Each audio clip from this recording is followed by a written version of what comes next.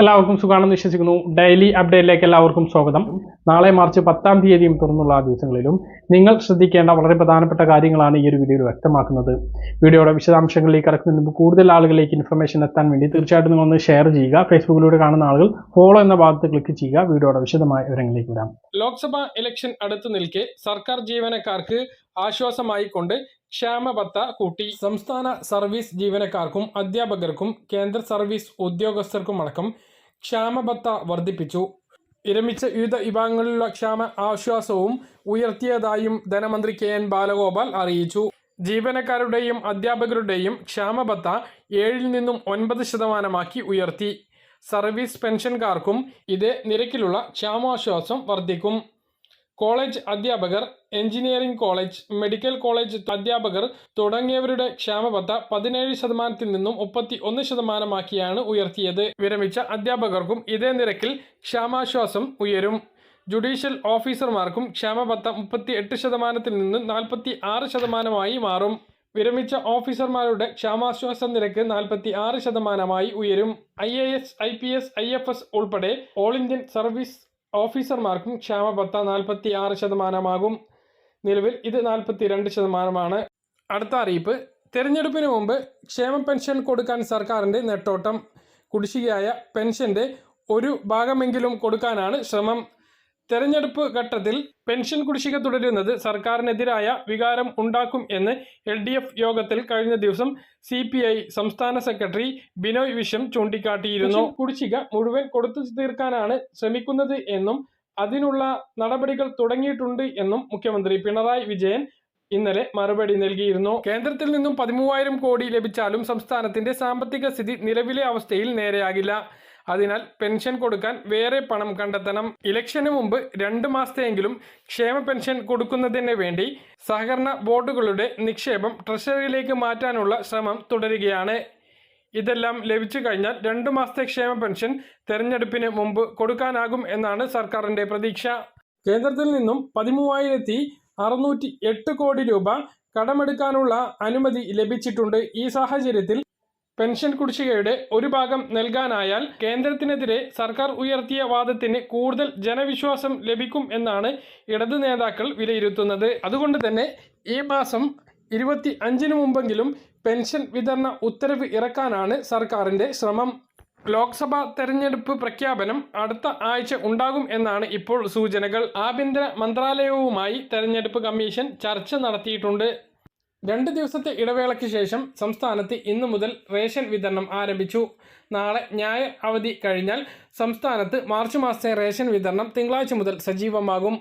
എന്നാൽ 15, 16, 17 ദിവസങ്ങളിൽ റേഷൻ കട മസ്റ്ററിങ്ങിന് വേണ്ടി അവധിയായിരിക്കും. റേഷൻ കടക്ക് തൊട്ടടുത്തുള്ള സ്കൂളുകൾ, അംഗനവാടികൾ, പൊതു ഇടങ്ങൾ കേന്ദ്രീകരിച്ചായിരിക്കും മസ്റ്ററിംഗ് നടത്തുക. അതുകൊണ്ട് തന്നെ തിങ്കളാഴ്ച മുതൽ കഴിയുന്ന ദിവസങ്ങളിൽ തന്നെ റേഷൻ നേരത്തെ വാങ്ങാൻ വേണ്ടി ശ്രദ്ധിക്കുക.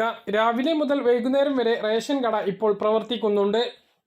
സംസ്ഥാനത്ത് കനത്ത ചൂട് കൂടുമ്പോൾ പകർച്ചവ്യാധിയിൽ ജാഗ്രത പാലിക്കണമെന്ന് ആരോഗ്യ വകുപ്പ് മുന്നറിയിപ്പ് നൽകിയിട്ടുണ്ട്. മഞ്ഞപ്പിത്തം വ്യാപനം രൂക്ഷമായ പോത്തുകല്ലിൽ പനി ബാധിച്ച് ചികിത്സയിലായിരുന്ന ഒരാൾ കൂടി മരിച്ചു. മരണകാരണം മഞ്ഞപ്പിത്തമോ എലിപ്പനിയോ ആകാമെന്നാണ് അധികൃതർ വ്യക്തമാക്കിയിട്ടുള്ളത്. 2 ആഴ്ച മുമ്പ് മഞ്ഞപ്പിത്ത ലക്ഷണങ്ങൾ കണ്ടതിനെ തുടർന്ന് രക്തപരിശോധന നടത്തിയിരുന്നു. വേനൽ ചൂട് കടുക്കുമ്പോൾ പകർച്ചവ്യാധിയിൽ ജാഗ്രത പാലിക്കണം എന്നാണ് ആരോഗ്യവകുപ്പ് മുന്നറിയിപ്പ് നൽകിയിട്ടുള്ളത്.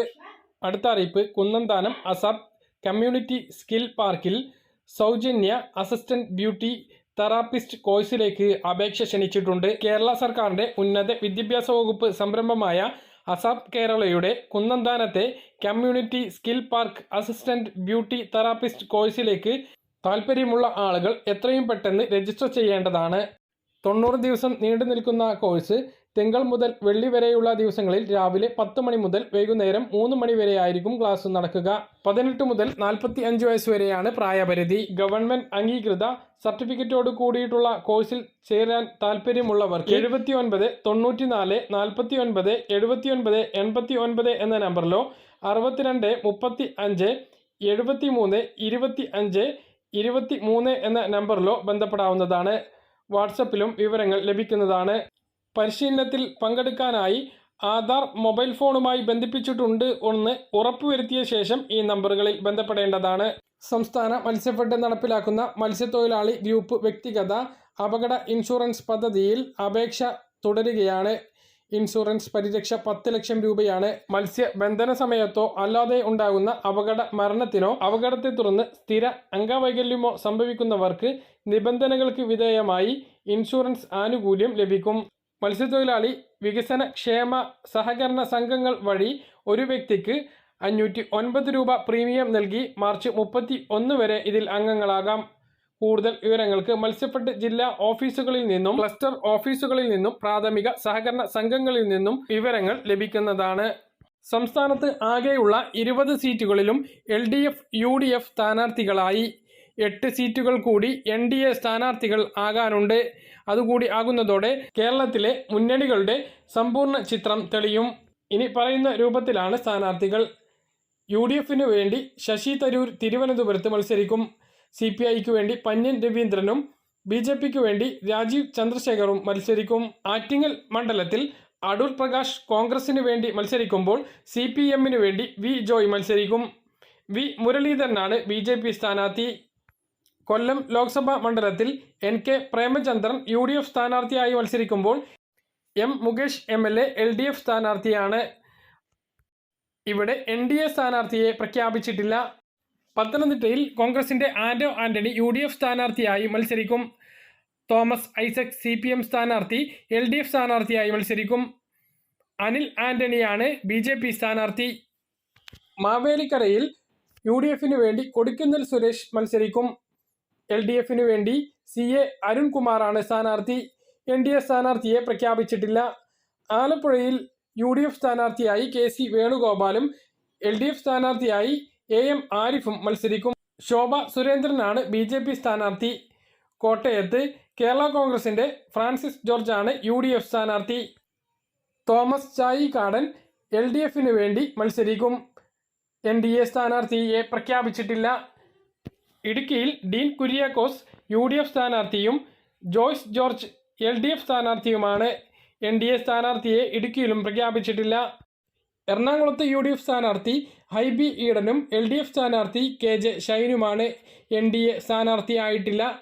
ചാലക്കുടിയിൽ ബെന്നി ബെഹന്നാൻ UDF സ്ഥാനാർത്ഥിയും പ്രൊഫസർ രവീന്ദ്രനാഥ് LDF സ്ഥാനാർത്ഥിയുമാണ്. ചാലക്കുടിയിലും NDA സ്ഥാനാർത്ഥി ആയിട്ടില്ല. തൃശൂരിൽ UDF സ്ഥാനാർത്ഥിയായി K മുരളീധരനും LDF സ്ഥാനാർത്ഥിയായി VS സുനിൽകുമാറും മത്സരിക്കും. സുരേഷ് ഗോപിയാണ് NDA സ്ഥാനാർത്ഥി. ആലത്തൂരിൽ Ramya Haridas UDF സ്ഥാനാർത്ഥിയായും K Radhakrishnan LDF സ്ഥാനാർത്ഥിയായും മത്സരിക്കും. NDA സ്ഥാനാർത്ഥിയായിട്ടില്ല. Palakkad VK Sreekandan UDF സ്ഥാനാർത്ഥിയായും A Vijayaraghavan LDF സ്ഥാനാർത്ഥിയായും C Radhakrishnan NDA സ്ഥാനാർത്ഥിയായും മത്സരിക്കും. പൊന്നാനിയിൽ Abdussamad Samadani UDF സ്ഥാനാർത്ഥിയായും KS Amsa LDF സ്ഥാനാർത്ഥിയായും Nivedita Subramanian BJP സ്ഥാനാർത്ഥിയായും മത്സരിക്കും. മലപ്പുറത്ത് ET മുഹമ്മദ് ബഷീർ UDF സ്ഥാനാർത്ഥിയായും V വസീഫ് LDF സ്ഥാനാർത്ഥിയായും ഡോക്ടർ അബ്ദുൽ സലാം BJP സ്ഥാനാർത്ഥിയായും മത്സരിക്കും. Kozhikode MK Raghavan UDF സ്ഥാനാർത്ഥിയായും Elamaram Kareem LDF സ്ഥാനാർത്ഥിയായും MT Ramesh NDA സ്ഥാനാർത്ഥിയായും മത്സരിക്കും. വയനാട്ടിൽ UDF സ്ഥാനാർത്ഥിയായി രാഹുൽ ഗാന്ധിയും LDF സ്ഥാനാർത്ഥിയായി ആനി രാജയും മത്സരിക്കും. ഇവിടെയും NDA സ്ഥാനാർത്ഥി ആയിട്ടില്ല. വടകരയിൽ ഷാഫി പറമ്പിൽ UDF സ്ഥാനാർത്ഥിയായും LDF സ്ഥാനാർത്ഥിയായി KK ശൈലജയും NDA സ്ഥാനാർത്ഥിയായി പ്രഫുൽ കൃഷ്ണയും മത്സരിക്കും. കണ്ണൂരിൽ K സുധാകരൻ UDF സ്ഥാനാർത്ഥിയായും LDF സ്ഥാനാർത്ഥിയായി MV ജയരാജനും മത്സരിക്കും. C രഘുനാഥാണ് BJP സ്ഥാനാർത്ഥി. Kasaragod Rajmohan Unnithan UDF സ്ഥാനാർത്ഥിയായും MV Balakrishnan LDF സ്ഥാനാർത്ഥിയായും ML Ashwini NDA സ്ഥാനാർത്ഥിയായും മത്സരിക്കും. സ്വർണ്ണവിലയിൽ വീണ്ടും വൻ വർധനവുണ്ടായി. ഗ്രാമിന് 50 രൂപ വർദ്ധിച്ച് 6075 രൂപയിലെത്തി. പവന് 400 രൂപ വർദ്ധിച്ച് 48,600 രൂപയിലെത്തിയിട്ടുണ്ട്. പറഞ്ഞ കാര്യങ്ങൾ കൃത്യമായിട്ട് മനസ്സിലാണെന്ന് കരുതുന്നു. ഇതുപോലെ ഇൻഫർമേഷൻ ലഭിക്കാൻ ചാനൽ സബ്സ്ക്രൈബ് ചെയ്യുക, ബെൽ ഐക്കൺ എനേബിൾ ചെയ്ത് വെക്കുക. മറ്റൊരു വീഡിയോയുമായി നമുക്ക് വീണ്ടും കാണാം.